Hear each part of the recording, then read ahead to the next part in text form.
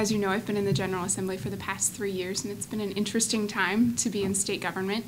And since we last spoke in this forum, I was looking back on things we had talked about, and we've made progress on a lot of the issues that we talked about.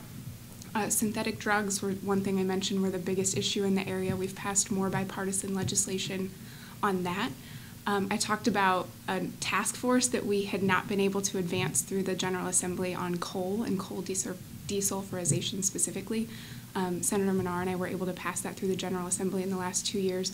And then the biggest one, most certainly, was school funding reform, that I was able to be a part of the negotiating team at the final stages. And not only, it was a bumpy process, as you know. Some of it played out on your pages of this SJR. And it was not only impactful, I think, one of the most impactful reforms that we've made in recent history, but also it taught me a lot about the legislative process. About how you sit in a room and you can have these really public disagreements, but at the end of the day, you sit in a room and you figure out what works best for students in the state in this circumstance. And it's taught me a lot about the role of being in the minority and kind of my perspective. I knew coming into this that I was going to be in the minority through the appointment process. It wasn't a question. And I have kind of two perspectives on that. One, as being a part of the minority, especially in the Illinois House where the minority and the least senior members are sometimes have the smallest voices, you have to be willing to call out things that you think are wrong, hold the majority accountable, and also present ideas even if you know they won't go anywhere, because that's important. But the other part I think that I've done the most is you've got to dig in on issues in forums and venues where you may not get the credit for it, whether that's commissions or task forces, or committee work, or like in the school funding reform, that you're able to offer those ideas and get down into the data and meet with people in the House and the Senate and the administration to get things done. I think that the process of school funding reform was one that we need to follow in the future. I think there's a lot more reforms that we need to have done, regardless of who's in the Capitol or in the two branches of government. That we have a lot of work to do, and I want to commit myself to following that process over the next 2 years, and that's why I'm running again. I think there's a lot left to do. That was actually my first question to you was about education funding. I'd argue it's one you've been involved with the most during your time in the legislature. You were on the Governor's Funding Reform Commission. You were part of this group that did finally shepherd the reform through the door. This summer, you were appointed to the state's board's evidence-based funding professional review panel. The reform has been in place for a year. How would you categorize the first year it's been implemented?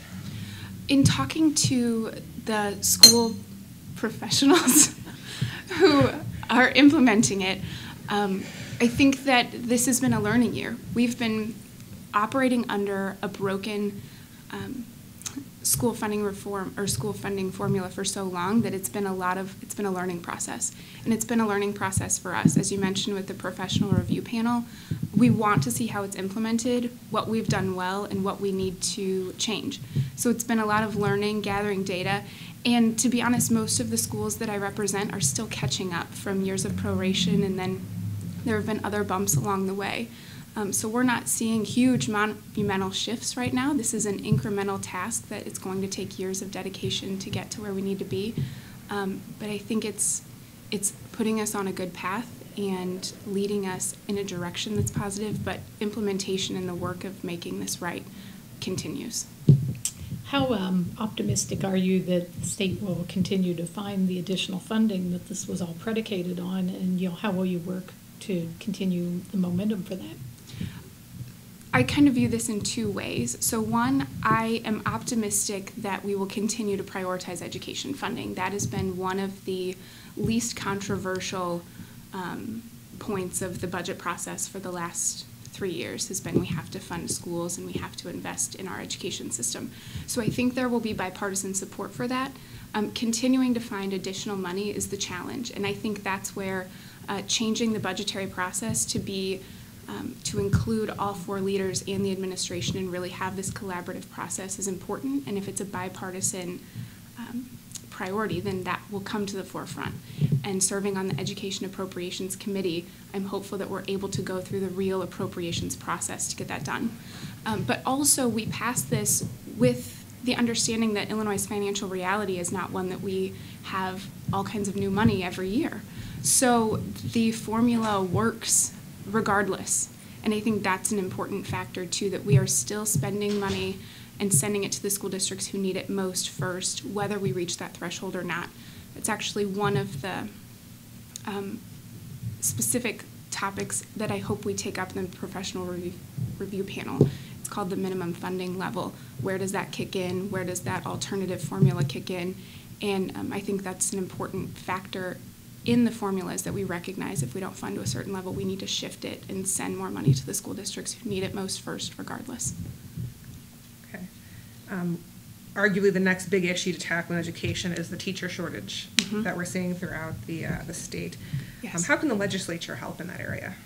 There are a few ways. So I was a co-sponsor on a bipartisan piece of legislation that just passed that grants reciprocity for other states' teacher licensure, which is an important first step. We see a lot of college students leaving, getting their degrees other places, and then if there are barriers to coming back to Illinois, that's not helpful in any job, but specifically when you have a shortage in teaching.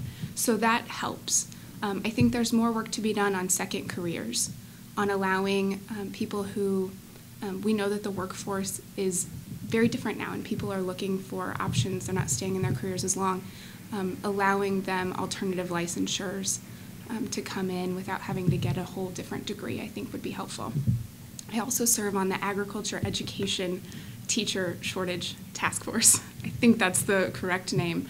And not only do we have a shortage of teachers overall, but we have a shortage of specific teachers like that because the ag industry is also begging for good workers, and it may not be the incentive to go into a classroom and teach. And so how do we not only identify students when they're in high school who might be great ag teachers, but how do we encourage them to do that? So we are coming up with our report to the General Assembly soon. So we need to look at specific areas of educators, and then more broadly, too, of how do we attract different kinds of people into the education field. One of the bills that has gotten a lot of attention was the effort to set a minimum teacher salary at $40,000. Well, starting at $32,000 and eventually going up to $40,000. Tell us about your position on that and why you voted as you did. Sure, I voted against that legislation for a few reasons.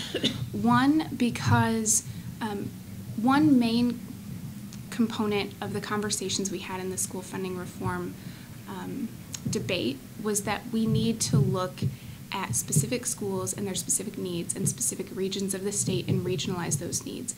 And we do that in a lot of the factors that are included in the school funding reform, but that is not anticipated in this bill. It is across the state, one size fits all, and I don't think that that's the appropriate way to direct policy.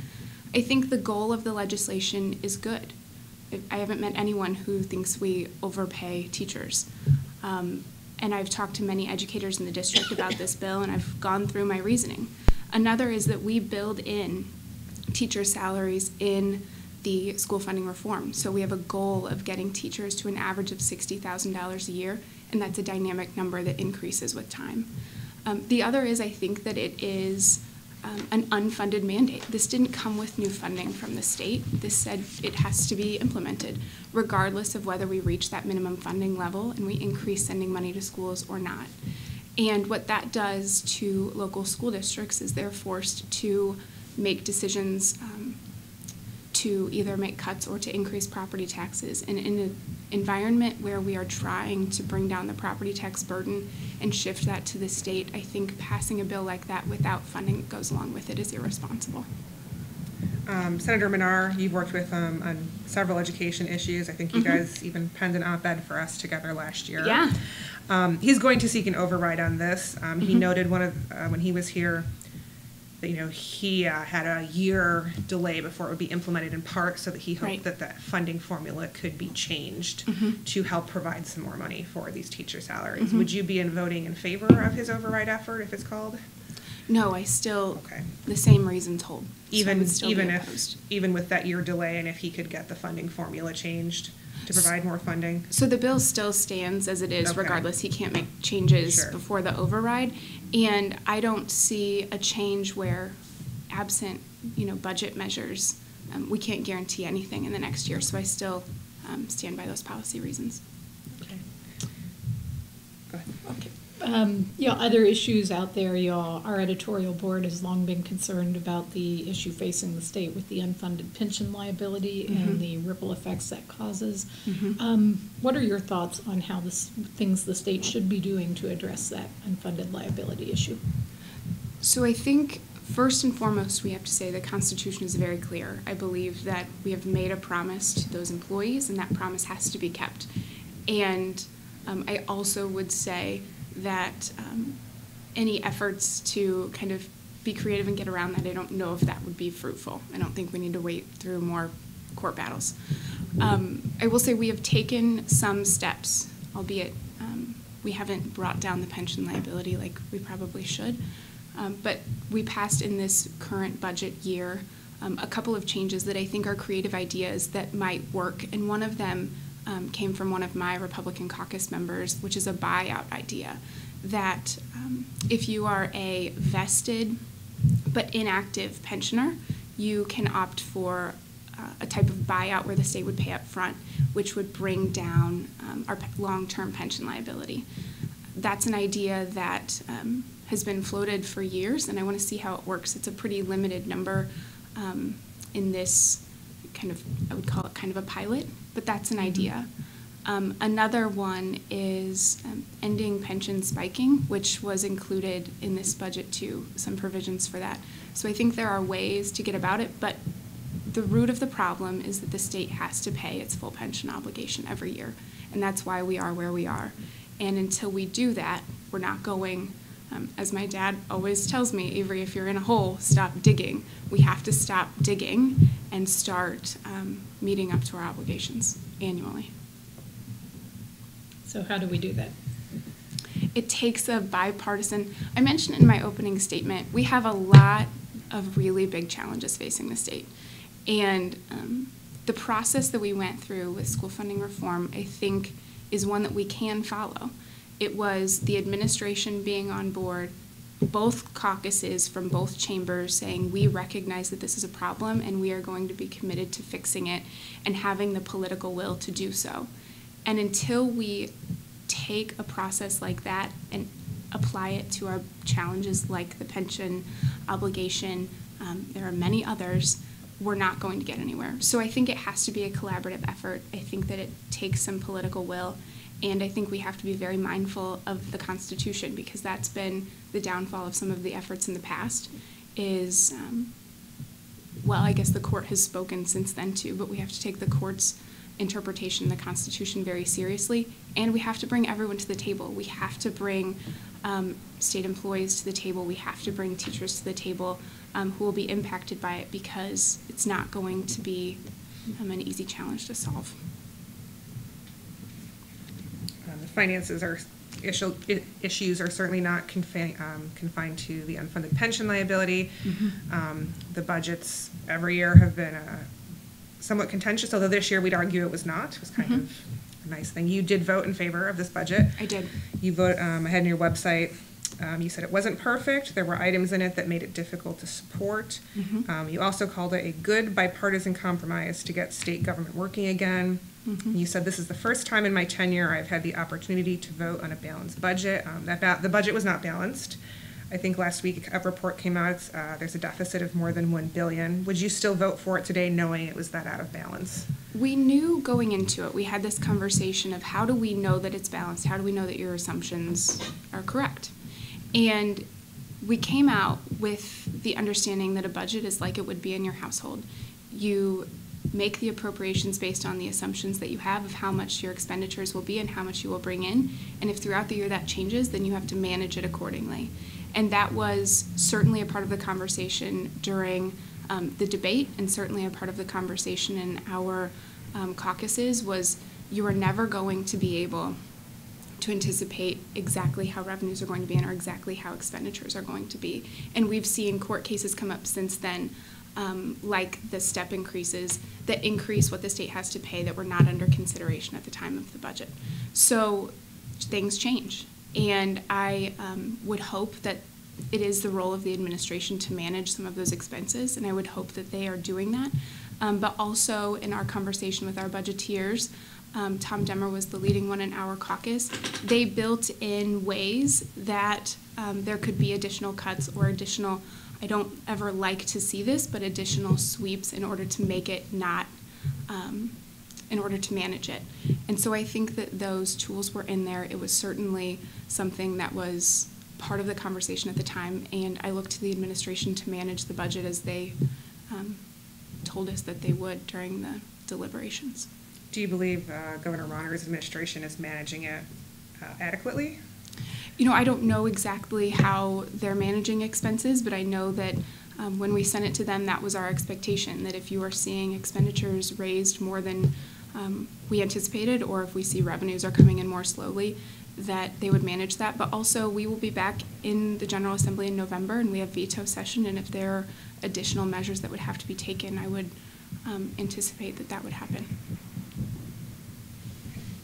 How would you, as a member of the General Assembly, continue to keep the state on firmer fiscal standing? Mm-hmm. Like, what will you do if you have another term to make sure that we don't go back to either unbalanced budgets or no budgets or impasses or things like that? A few things. I think one is the process has to be one that is collaborative and deliberative and not at the last minute. That's been one of the challenges. And I have not been in the General Assembly when I think the very regular process happens. And so it's my understanding that they used to say, this is our anticipated amount of revenue, and let's move it to the appropriations committees and see what they come up with. I serve on the Education Appropriation Committee, and we have not to this day had a process where they said, this is how much we've allocated for education. You've had hearings. Tell us your priorities. This has to be a collaborative process, and I've sponsored legislation that will hopefully get us there. One of them is a constitutional amendment, which is always a challenge to adopt, but it strengthens our balanced budget amendment and gives it some teeth and some accountability. And it's a lot in line with the legislation that I sponsored that was no budget, no pay, that allows the Auditor General or a third party to come in and verify that there's a balanced budget, or and then mandates the General Assembly to come back until there is one. You can do it through legislative action to give the budgetary process some teeth. But my hope is that we would have a process and elected officials in Springfield who think that it's important to come and have this collaborative and deliberative process. That's one thing that I'm committed to doing. I think we can do it without legislation, but it takes, again, the political will to do so. If there's been some talk about an effort to roll back the income tax increase that was put in, would you support that? I would. I haven't seen any specific pieces of legislation to roll it back, but I think that that's something that certainly my constituents demand of me, because it's very difficult. When I'm walking door to door, taxes are, I would say, one of the top 3 issues that comes up. And it's not just the income tax, it's the overall tax burden. I think also, more than just rolling it back, we have a tax system that I think is a little outdated, and so having a broader conversation about the way that we tax in this state would be helpful. Property taxes included. I think that would be a helpful discussion, and I think it comes back to prioritizing our spending and making sure that we have a job for every dollar, right? That it's not, here's what we spent last year, do we increase or do we not? Is this program effective? Is it doing what we want it to do? And how do we move forward with that? So if the tax were rolled back, how would you make up for the loss of revenue that it's currently generating? I think it goes along in tandem with the budget. So we've budgeted for this year. If we got legislation next year to roll back the tax increase, then that changes our revenue estimate. We should start with how much revenue we expect and then budget to that level, rather than saying we spent this much, where can we find cuts? I think it's a process of having a collaborative process of folks from the majority in both houses, the minority in both houses, and the administration to work out where we find or where we can best spend our money for the best outcomes for the citizens of Illinois. And as a member of the minority, you know, a lot of times it seems like it's just screaming at each other on the House floor, but it really needs to be a process of being in rooms, in small groups, and talking about outcomes rather than just yelling and screaming and saying, stop taxing us. We have to be solution-oriented. You said it would be helpful to have discussions about our outdated tax system. Is there a specific area or proposal you have? I mean, Democrats are talking about a graduated income tax. Are you referring to that, or are you referring to give us an idea of what you would center that discussion on? Sure. I think that there are a lot of, well, it goes back to our old state constitution, right, that said every new government body had to be a taxing body, and we still have remnants of that in our high property taxes. I think that it's the most antiquated way of taxing people, and certainly the state doesn't levy the property taxes, but it should be a conversation about how we send money to local governments and how that's funded. But we also have antiquated tax systems in other places. One specific example, I've proposed a few different proposals on the estate tax. So we have an estate tax that punishes specifically small farmers and family farms. This is something that my family had to deal with when my grandpa passed away. In many cases, small family farms have to sell land or sell equipment in order to pay the tax on it, and that is not that's not something that I think is in alignment with what should be our policy goals. We want small businesses to thrive. We want them to be able to pass it on to the next generation, and especially in an environment where the average age of a farmer is over 60, this is something that we're going to be up against. And there's a few proposals. One, just follow the federal thresholds. There's one that says this is not helpful. They're already paying the estate tax on their ground. They're already paying income tax. They're paying all these other taxes to transition it to the next generation to continue farming and being productive. I don't think is helpful. So there are remnants of old policies, I think, in our tax structure that aren't helpful.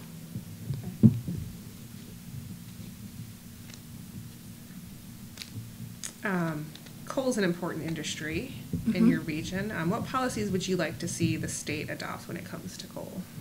There are a few policies that I've been working on. One, I mentioned the FGD task force, the Flue Gas Desulfurization Task Force. It's been introduced. We tried to pass it last session, finally got it through this time. And what the goal is, Illinois is very rich in coal. We have very hot burning coal. It's very high in sulfur, which does not allow currently most of the coal burning power plants in our area to burn it because it has higher levels of sulfur, which is more pollutants. And so what this task force is looking at specifically is how do we equip our current coal plants to be able to burn Illinois coal and have the technology to have the lowered emissions. But that's one area that we're looking at policies. We don't have any proposals yet, but I think that we could come up with some throughout the course of it. Another one is specifically the coal power plants in downstate Illinois are at a competitive disadvantage because of the way that the markets are structured. So Coffeen, which is in Montgomery County where I live, is right next to a coal mine, which is closed for federal reasons. But that coal plant cannot burn coal and make the same amount of money as a coal plant north of here because of the way that the market structure is. And so I co-sponsored legislation with Representative Chapalavia in the House, and there were some senators in the Senate who had it, that would change this market structure and hopefully help them. There are also, we would not have to do it through legislation, so I've worked with both the company and some other folks who are interested in how do we change that on a regulatory basis to make that competitive disadvantage go away. There's one coal mine in the 95th District that's still open, and I think that we have to promote economic policies that support clean coal. We need to look towards the future and have clean energy, but it has to be all of the above, in my opinion, because coal power provides affordable and certainly reliable energy. The sun isn't always shining, the wind isn't always blowing, is what they were telling me when I was at the coal plant, and that makes sense to me. We have to have that base load capacity that allows on really, really hot days when you're running a lot of air conditioning or on really, really cold days when you need the heat, that when you flip that switch, it's going to work, and I think that's what coal provides. Speaking more broadly, how about economic development, how should the state encourage more economic development here? There are a few things that I think we need to do first. One of them is we are the 50th on a lot of these lists, and I think there are really common sense things we can do to attract people. I was just at a business recruitment meeting last week with a business from Missouri who's looking at relocating, and their first question was not to the city, not to anybody else who was there, it was to me, why would we stay or why would we come to Illinois? And we have a lot of selling points. The infrastructure and the access to transportation were both selling points to them. The workforce was a selling point to them, but we can do more in that area to train people for the jobs that are available. And I think working with community colleges and working with high schools and having programs in high schools to help promote that would help. Another one that I have worked on with Representative Turner from Chicago on has been enterprise zones. So currently the way that we do enterprise zones pits a lot of communities against each other because they don't have, there's more demand than there is supply. And so we've worked on legislation that would both increase in the number of enterprise zones, but also change the rules to give rural counties a better shot at getting them to award partial points. And because right now you can only meet the criteria and get all of the points, or you can almost meet the criteria, which is sometimes very difficult to do in rural counties, and you get 0 points. And so when you look at places that would encourage, or tools that we have that would encourage businesses to relocate or to add more jobs, making it more accessible for smaller rural places is important to me, and we've worked on legislation on that. And just to increase, we shouldn't be pitting one county over here versus this county over here. To have that, if that's an economic tool that's going to help businesses come to Illinois and those communities thrive, I think allowing those opportunities is important. I've also noticed your name attached quite a bit to discussions about these advisory referendums about gun sanctuary communities. Explain to us why this is something you feel strongly about and why these are needed.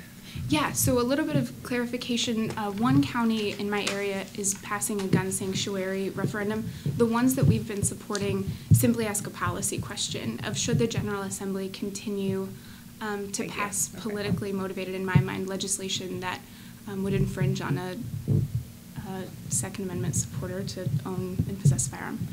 And as a Second Amendment supporter, I think, first of all, we need to enforce the laws that we have. We already have some of the strictest gun laws in the nation, and we need to make sure that they're enforced properly. Second of all, I think that as a strong Second Amendment supporter and a gun owner, we have to be the strongest advocates for safe use and proper training and proper storage and everything that goes along with being a truly responsible gun owner. But I think that many of the bills that have been proposed and or voted on in the House have been in reaction to what are truly tragic events. And I understand that people would want to change things after them. But I don't think that they are targeted at the root of the issues. I think that they are, in many cases, to get political points, and I don't think that that's appropriate in these instances. And so, more specifically, in our area, we have people who are very frustrated. We hear from hundreds and hundreds and hundreds of constituents when these bills come up on the floor. And they feel like their voice is not being heard. So allowing this to be on the ballot, I think, gives them another opportunity to send a message to state government that says this is how we feel. And when I passed petitions in Macoupin County, I had many people who said, we think there should be more regulations. And I said, this is as equally for you to be on the ballot as it is for someone who believes the opposite of you. And so being able to see what people think on that, I think, is important. What specifically what are some of the gun bills that you feel might have had a political motivation or, are overreaching? There were so many. So one of them, the first iteration of I think it was called the Lethal Violence Order of Protection bill. I did not think that there were proper safeguards or due process, so to allow guns to be taken from someone from an allegation without there being really the due process involved. I also think that some of these bills are being written without the real understanding and knowledge of what many of these firearms mean or do or how they're constructed. And so there was an assault weapons ban that was proposed, and I don't think we voted on it, but the definition was problematic for me. It includes many of the hunting rifles that are used in hunting around my area, and I think that that is problematic. Another one was on, I can't remember exactly the number, but it was that you couldn't own or possess a firearm, a certain kind of firearm, if you were under the age of 18. And there were not, I don't think, proper safeguards written into the bill that said that if you, were home as a 17-year-old babysitting your siblings or whatever, and mom and dad left and the guns were in the safe, are you possessing them? Are you owning them? There were just some things that were not considered, and that's what happens when you get politically motivated bills rather than bringing everyone to the table who may have the knowledge or may be able to have the foresight to say this instance would happen, and we need to keep that in mind when we write bills. Okay. Just turning for a moment to the campaign that's going on right now. Your opponent in this race, similar to your opponent in the 2016 race, both allege you've missed a lot of votes that have been taken in the Illinois House. How would you respond to those allegations? Yeah, I think this is, as you mentioned, it's an old attack, and last time my opponent was unable to provide a whole lot of evidence to me when I asked, and since then I've done my own research, and I know that Bernie Schoenberg and I sent him a lengthy description of everything, but it turns out that it's less than 1% of the votes taken in the General Assembly, and that's, we vote thousands and thousands of times. It's been in session over 200 days. And I think it's pretty ironic this time because I've gone through my opponent's record and he's missed over 20% of his county board meetings. And so if our constituents are concerned about their elected officials going and representing them and voting and being there, I would put my record up against his every day.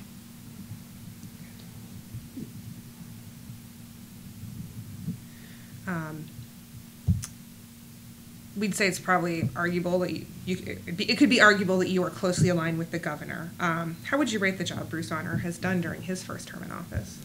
I think it's been a challenging 4 years for everybody in state government. There are places where I really wish that his approach would have been different. I wish that, I was appointed on budget day, the first year of his first term, and there was an optimistic sense in the General Assembly that it was a new day, there was divided government, we were going to be able to sit down and have these, as I mentioned, collaborative discussions and get difficult things done potentially. And I wish that would have been the case, and I think that there is fault on a lot of sides for the way that things turned out.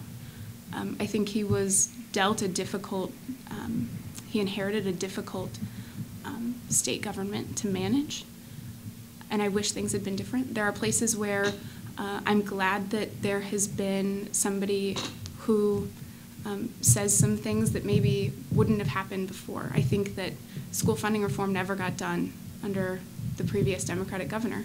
That was something that he was passionate about and put together the commission and got it done. There have been important conversations that have happened, I think, because of divided government and because they were priorities for him. I think that there have been really good bipartisan wins on criminal justice reform that have come about because it's been a priority for him. And I think there's been a focus on governmental reforms that there wasn't before that are something that I'm really passionate about, and I'm glad that they've come to the forefront. You said there's certain areas where you wish you'd taken a different approach. Can you give us an example?